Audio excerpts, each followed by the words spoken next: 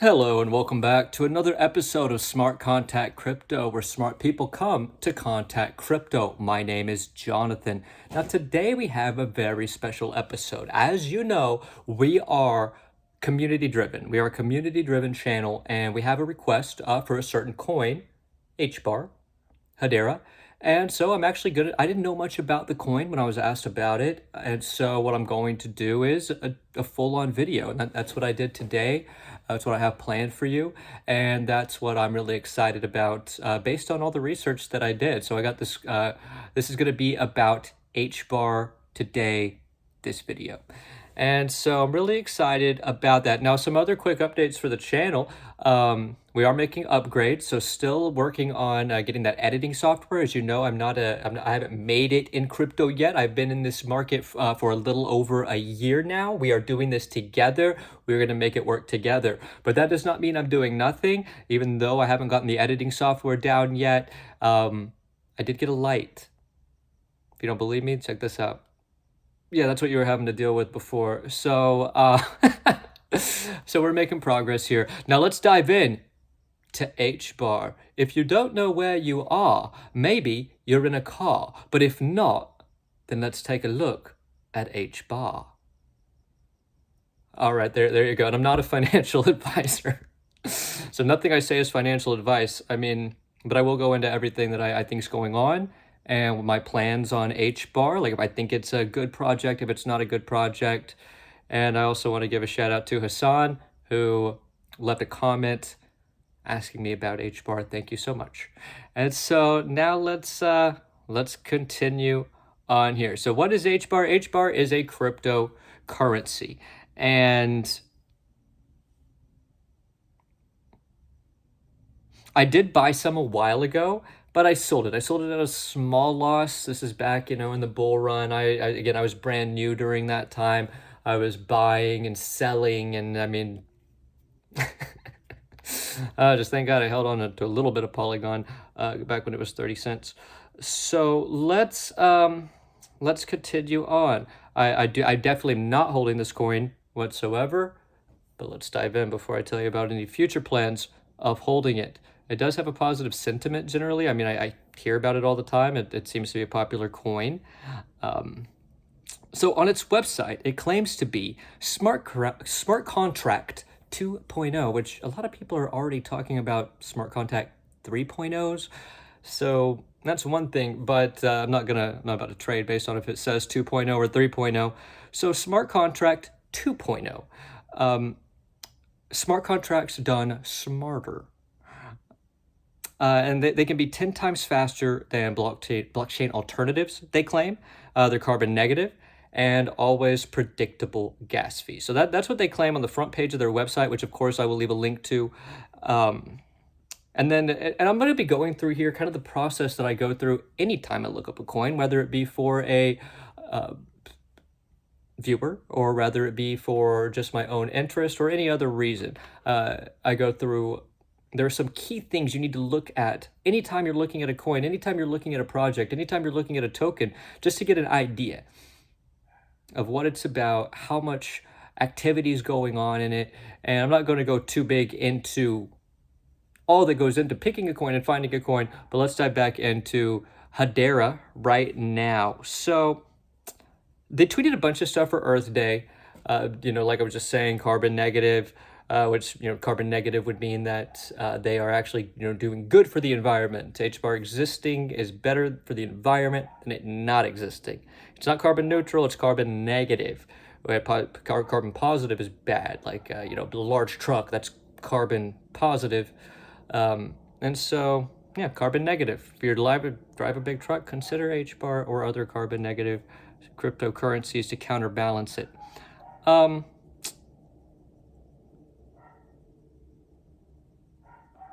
And their tweet specifically said, carbon neutrality at layer 1 is the only way to deliver on the promise of a sustainable future on DLT. DLT stands for distributed ledger technology. Distributed ledger technology basically means blockchain technology, and it was introduced by Bitcoin.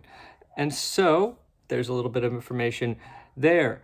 And I'd strongly recommend to check out their Twitter. They do have a lot of information about their plans for Earth Day and a sustainable future that they posted recently. Now, here's what I found even more exciting, because everyone's talking about Earth Day. You know, Algorand had their big thing in New York.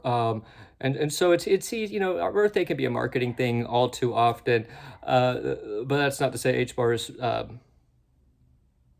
not bad for the environment. I mean, it could definitely be good for the environment. Just whenever they say a bunch of stuff on Earth Day, I don't put a whole lot of weight into it, whether it be Algorand or Hbar or anyone else.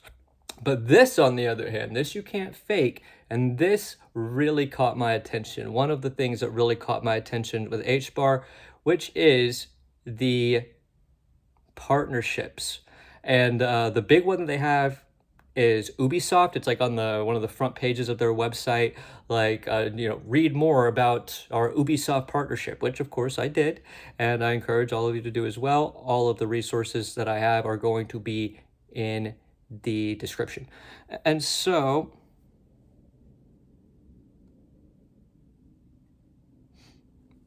their partnership with Ubisoft. Ubisoft is obviously a huge gaming and media corporation, you know, company. They are known, like three of their biggest games, at least I know of, are Assassin's Creed. Maybe you've heard of it. Prince of Persia.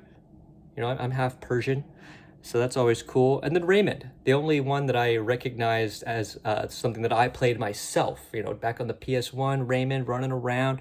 So yeah, Ubisoft definitely a titan though, and so it's really cool to see such a large company in gaming, especially, go to Hedera and make a partnership with them. And it said that their partnership will provide financial and education support to advance promising entertainment and gaming startups.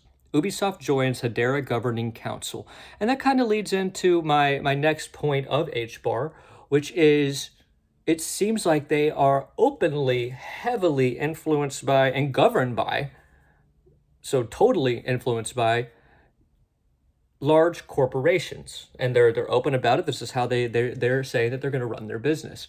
And so let's take a look at some of the other companies, you know, and again, definitely recommend checking out their website. But some of the big ones that were pretty insane to me when I saw it were IBM. Maybe you've heard of them, you know, major computer tech company. Google, maybe you've heard of them. They have their hands in everything. Search engine. And then Boeing, you know, failed plane company, but I don't think we're going to let them fail.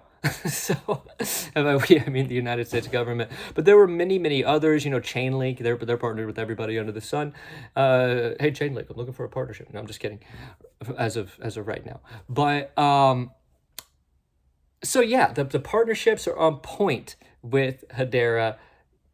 Whenever you have partnerships like that, it's got to be promising. It's definitely not going to be some shill coin or some scam coin, because whenever you've partnered with a company, that means you expect to get benefit out of it. And that means there's a lot of, you know, whenever you have these major companies, you have people, entire teams of people coming up with strategies to advance in the future of their company and come up with quarterly and annual profits and so on and so forth. So that's why it's so important when you see these large partnerships. And Hbar has no shortage of those. So another thing that I look at is going to be leadership.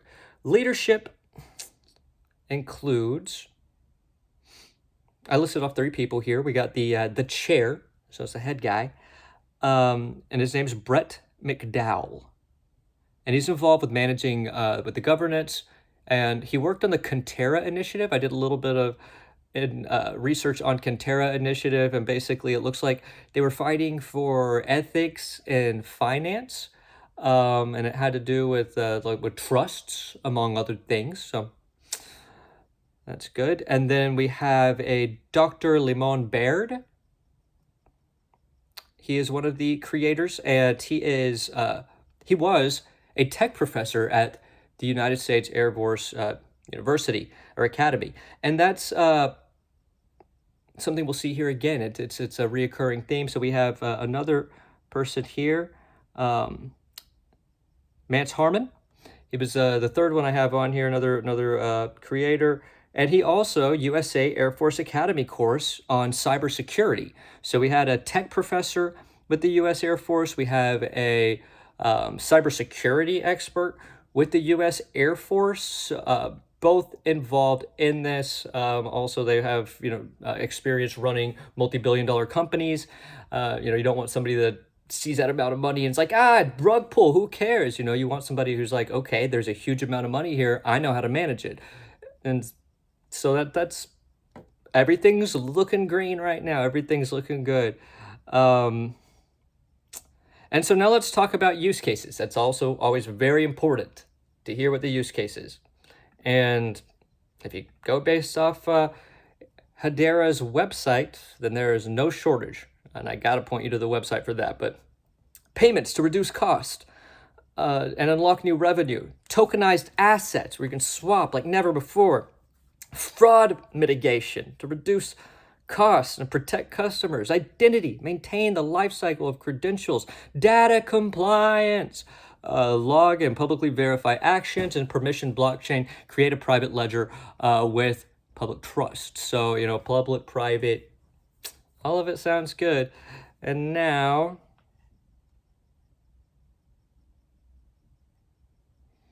I'm going to go into some basic information on it and where it's at right now. So as of today, which is the 23rd of April, 2022, the price is 18 cents, just about. Its all-time high is about 50 cents. Its market cap right now is about 3 billion, so a medium-sized market cap, a lot of room to grow with all of these credentials. Volume today down over 50%, so not looking like it's getting traded much right now, but that's kind of how the whole market is right now. But low trading volume, typically not a great sign. Trading volume is basically when things are being traded. So whether it's being sold or being bought, that goes into the trading volume. And I just like to give these definitions as I go along. And so based on my research for Hbar, I'm bullish. Now, I, again, have no Hbar right now. And based on what I've seen in this whole bull run and the crypto market, I don't know if Hbar is going to take off independently, and I doubt it will. Though, I do think when the next major bull run happens,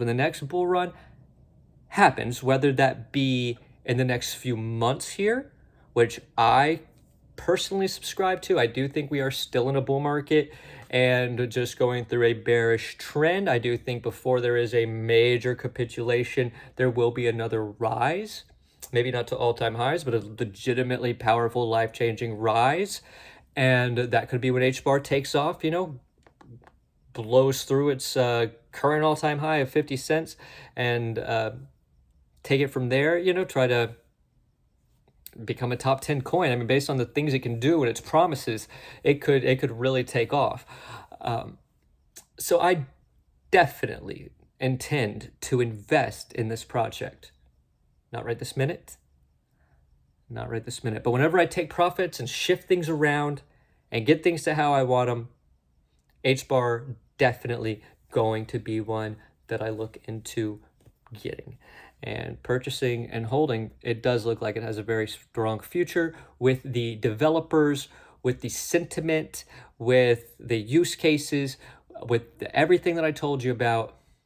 I strongly recommend you doing your own research. Nothing I say is financial advice. Please comment, like, ding the little bell, subscribe all. And if you like this content, I'm also going to put my Metamask wallet. So feel free, send some BNB to me, send some Ethereum, send whatever. Then maybe I'll be able to do more upgrades more often rather than just now getting this light. But thanks so much, my friends, all you lovers, all you loners. I hope you have the best night of your life, and thanks for tuning in.